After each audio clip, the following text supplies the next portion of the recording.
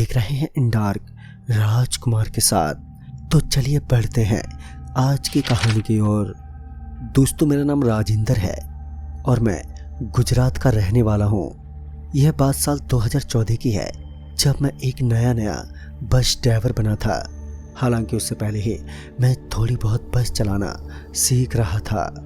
वह बस मेरी खुद की तो नहीं थी, मगर हमारे पड़ोस में रहने वाले गोपाल भैया की थी, जो कि मुझ पर काफ़ी ज़्यादा विश्वास दिखाते थे। कुछ दिन बाद ही ड्राइवर की तबीयत थोड़ी ख़राब चलने लगी और साथ ही हमारा रूट भी अब चेंज कर दिया गया था। इसलिए रास्ता मैं कम ही जानता था, लेकिन मेरे साथ जो कंडक्टर मौजूद था वह सारे रास्ते के बारे में अच्छी तरह से जानता था। हमें जो रूट मिला था वह हरियाणा का था, जहाँ पर कई रास्ते पता नहीं किस किस जगहों से गुजर जाते।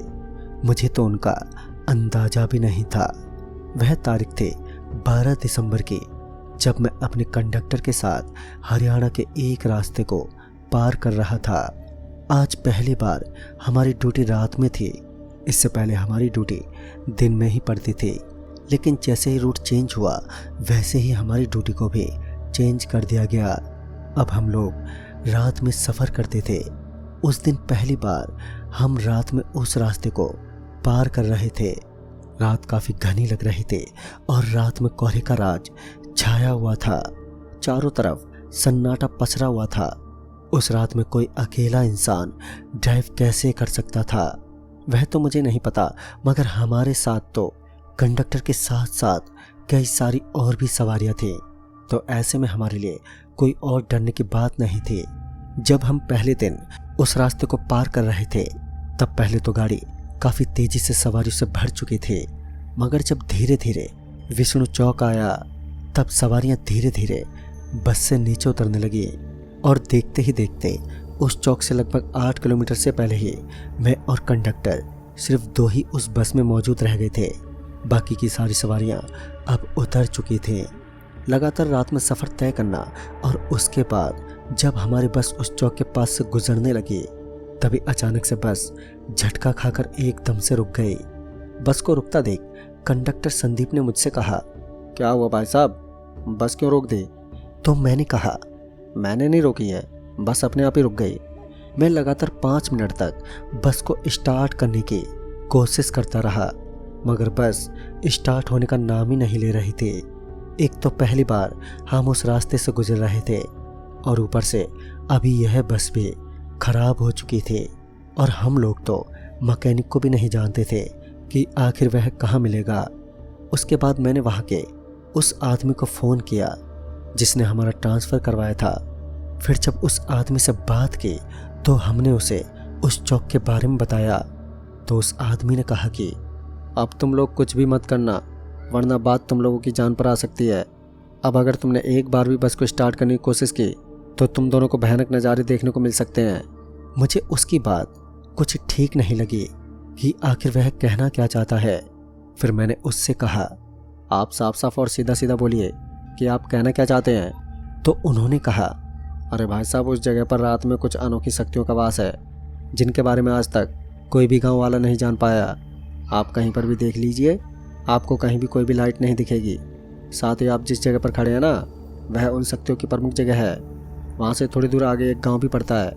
आए दिन गांव वालों के साथ भी ऐसे हादसे होते रहते हैं और वहाँ पर कई सारी जान भी जा चुकी हैं, मगर अब वह गांव वाले बिल्कुल समझ चुके हैं। और आप अभी इस समय थोड़ा संयम दिखाइए और वहीं पर उसी जगह पर बिल्कुल डटे रहिए।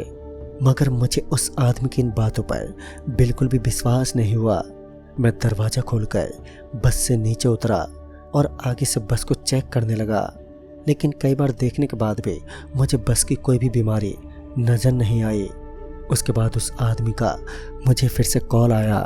उस आदमी ने मुझे कहा, अगर आपको अपनी जान बचानी है तो आपको वहाँ पर बस छोड़कर वहाँ से निकलना होगा। तो इस बार मैं उस आदमी पर भड़क पड़ा और बोला, अरे ओ भाई साहब, आपका दिमाग तो ख़राब नहीं है? यह हमारी रोजी रोटी है, हम इसे छोड़कर भाग जाएंगे ये तो हम सोच भी नहीं सकते।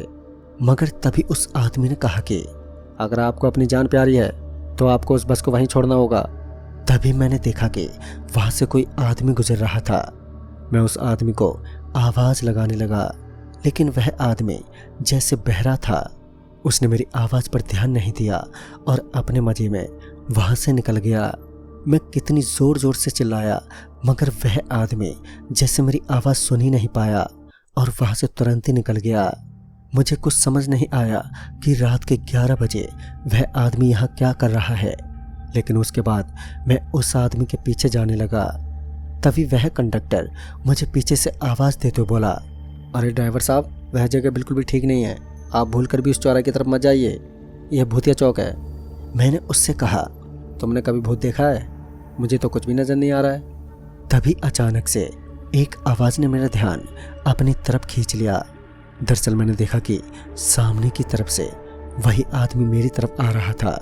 उस वक्त दिसंबर का महीना था और तो धुंध काफ़ी छाई थी, तो ऐसे में वह मुझे साफ साफ नहीं दिख रहा था, लेकिन मुझे कपड़े वही नजर आए। उस भयानक धुंध की वजह से उसका चेहरा मुझे साफ साफ दिखने में असमर्थ था, लेकिन अब उसके कदम मेरी तरफ बढ़ने लगे। मैं भी अब उसके बिल्कुल सामने जाने लगा, लेकिन तभी उस आदमी का खौफनाक चेहरा मेरे आंखों के सामने था, जिसे देखकर मुझे जैसे एकदम से झटका लगा। मैंने देखा कि इस बार उसके चेहरे पर मांसी नहीं था, उसका चेहरा केवल हड्डी से बना हुआ था और उसका मुंह कंकाल में नजर आ रहा था, जिसे देखकर मुझे अब विश्वास होने लगा कि यह लोग झूठ नहीं बोल रहे थे। तो मैं बस की तरफ मुड़ा और भागता हुआ जाकर बस में चढ़ गया और उसके बाद बस में जाकर मैंने दरवाजे को बंद कर लिया, मगर तभी दरवाजे पर जोर जोर की दस्तक होने लगी। कोई जोर जोर से दरवाजे को पीट रहा था। मुझे पूरे तरीके से अब यह विश्वास था कि यह कोई और नहीं बल्कि कोई प्रेत ही है, जिसके दर्शन मुझे अभी अभी हुए हैं। मगर वह दस्तक लगातार वैसे ही हो रही थी जैसे पहले स्टार्ट हुई थी। तभी कंडक्टर मेरे पास आ गया और फिर मुझसे कहने लगा, ड्राइवर साहब, आपने हैवानियत की शक्ति को ललकार कर अच्छा नहीं किया। अब हमारे साथ कुछ भी हो सकता है, कुछ भी हो जाए, हमें इस बस से बाहर नहीं निकलना है। अब मुझे भी अपने आप पर धोखा हो रहा था कि मैंने किसी की बात क्यों नहीं मानी और उसका अब खौफनाक मंजर मैं अपनी आंखों के सामने देख रहा था। उसके बाद मैंने उसी आदमी को फ़ोन लगाया, मगर इस बार शायद उस आदमी ने मेरी बात का बुरा मान लिया, इसलिए उसने मेरा फ़ोन बिल्कुल नहीं उठाया। मगर जब मैंने एक बार फिर से उसे कॉल किया तो इस बार उस आदमी ने मेरा फ़ोन उठा लिया और फिर उसने कहा, मुझे पता था तुम्हारा कॉल मेरे पास ज़रूर आएगा, क्योंकि मुझे पता था कि तुम्हारा सामना उस भयानक आदमी से ज़रूर होगा जो कि उस चौक पर वह निवास करता है। उसकी आत्मा कई सालों से वहीं भटकती है। अब इससे पहले मैं उस आदमी के बारे में कुछ पूछ पाता कि उसने कहा, अब तुम लोगों को उसके बारे में कोई बात नहीं करनी है और ध्यान रहे, बस से बाहर नहीं निकलना है। अगर तुम लोग भूल कर भी बस से बाहर निकल गए तो तुम लोगों के साथ बहुत बुरा होगा। मगर मैं तो वैसे ही उसके चेहरे के दर्शन करके बेहद डर चुका था। ऐसे में मेरा बाहर निकलना बहुत मुश्किल था। अगर मुझे इस वक्त कोई ऐसा कहता है कि बाहर तुम्हारे लिए लॉटरी लगी है, तब भी मैं बाहर नहीं निकलता। लेकिन तब भी वह दरवाज़ा पीटने की आवाज़ और भी ज़ोर ज़ोर से आने लगी। मतलब वह भयानक प्रेत अब दरवाजे को बहुत तेज़ी से पीट रहा था। मैं अपने आप को किसी तरह संभाले हुए था। तभी बस के उस दरवाजे में दरार पड़ने लगी। इसका मतलब अब यह दरवाज़ा टूटने वाला था। मैं भागता हुआ ड्राइविंग सीट के पास जाकर उसके नीचे छिप गया, मगर उसे रोकने का कोई इलाज नहीं था। उसे रोकना किसी भी सामान्य आदमी के लिए बिल्कुल नामुमकिन था। ऐसे में हमारा उससे छुपना ही एक बेहतर ऑप्शन था। बस का दरवाज़ा अब टूटने ही वाला था, लेकिन तभी पता नहीं कैसे वह आवाज़ आनी एकदम से बंद हो गई। कुछ समय तक तो कोई शोर नहीं हुआ। मुझे लगा कि शायद वो जा चुका है, मगर मैं भी इतनी जल्दी खतरा उठाना नहीं चाहता था, इसलिए मैंने बस से बाहर झांकना ही ठीक समझा। फिर जब मैं बस से बाहर की तरफ देखने लगा तो मेरी आंखें फटी की फटी रह गईं। इस बार जो नज़ारा मैंने देखा उससे तो खतरनाक नज़ारा मैंने अपनी ज़िंदगी में कभी भी नहीं देखा, क्योंकि इस बार मैंने देखा कि अब वह आदमी मेरी ड्राइविंग सीट वाली खिड़की के पास खड़ा था। लेकिन जब मेरी नज़र उसके भयानक चेहरे के साथ साथ उसके पूरे बदन पर पड़ी, तब तो मेरे होश ही उड़ गए। इस बार मैंने देखा कि उसके चेहरे के साथ साथ उसका पूरा बदन एक हड्डियों का जमावड़ा सा था। लेकिन जो सबसे डरा देने वाली बात थी वो ये थी कि उस आदमी के मुंह के अंदर मक्खियां इस तरीके से घूम रही थी मानो उसके मुंह में कोई सुरंग बनी हो। लेकिन उसके शरीर से एक बहुत भयानक बदबू आ रही थी। उस बदबू की वजह से चारों ओर का वातावरण खराब हो रहा था और अब मुझे भी थोड़ी उल्टियाँ सी होने लगी। लेकिन मैं अपने आप को किसी तरह रोके हुए था।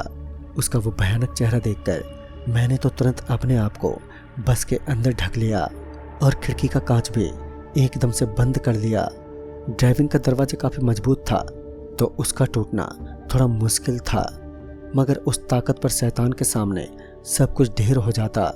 इसलिए हम लोग बस में थोड़ा सेफ तो जरूर थे, मगर वो प्रेत कभी भी बस में घुसकर हमें ख़त्म कर सकता था। इसलिए हम दोनों काफ़ी डरे हुए थे। फिर वही हुआ जिसका हमें डर था। दरअसल दरवाजे पर ज़ोर ज़ोर से पीटने की आवाज़ें आने लगी, जिन्हें सुनकर अब मुझे ये पता चल चुका था कि उस दरवाजे पर कोई और नहीं बल्कि वही हैवान है जो कि हमारी बस में घुसने का प्रयास कर रहा है। कंडक्टर पता नहीं कहाँ चला गया था। जब मैं उसे देखने लगा तो मैंने पाया कि वह एक सीट के नीचे छुपा हुआ था और वह भी काफ़ी डरा हुआ था। फिर मैंने उसे किसी तरह से उसे वहाँ से बाहर निकाला और टाइम पूछा तो उसने बताया कि रात के लगभग 2 बज गए थे। ये वो समय था जब आत्माओं की बुरी ताकतें और भी बढ़ जाती हैं। और फिर अचानक से बस ज़ोर ज़ोर से आगे की तरफ खिसकने लगी। हमारी जान अब हलक में थी और तभी अचानक से उस सन्नाटे भरी भयानक रात में मेरे फ़ोन की रिंग बज उठी। एक बार के लिए मैं तो डर गया था, मगर जब मैंने देखा कि मेरा फ़ोन है तो मैंने फ़ोन उठाया तो वो फ़ोन उसी आदमी का था। तो उस आदमी ने मुझे बताया कि सुबह के लगभग 5 बजे तक हमें उससे बचकर रहना है। अगर हम तब तक उससे बच गए तो उसके बाद हमारा बचना बहुत आसान होगा। फिर सूर्योदय के बाद वो प्रेत गायब हो जाएगा। फिर तकरीबन आधे घंटे बाद हमें पीछे से गाड़ी की आवाज़ सुनाई पड़ी। गाड़ी के आते ही वो प्रेत गायब हो गया। फिर किसी ने बस का दरवाज़ा खोला और दरवाज़ा खुलने से हम तो कांप रहे थे। लेकिन ये वही आदमी था जिससे हमारी फ़ोन पर बात हुई थी। उसके साथ 2 और आदमी भी थे। हम लोग तुरंत ही उसकी गाड़ी में बैठे और तुरंत ही उस जगह से निकल गए। सही वक्त पर बस का होना और उस आदमी के आने के कारण हम लोग बच पाए, वरना पता नहीं हमारे साथ उस रात क्या हो जाता। दोस्तों, उसके बाद से आज तक मैंने कभी भी ऐसे सुनसान सड़क से गुजरने की हिमाकत नहीं दिखाई, क्योंकि हर बार किस्मत इतनी मेहरबान नहीं होती। तो दोस्तों, इस कहानी में बस इतना ही। तब तक के लिए बाय एंड टेक केयर।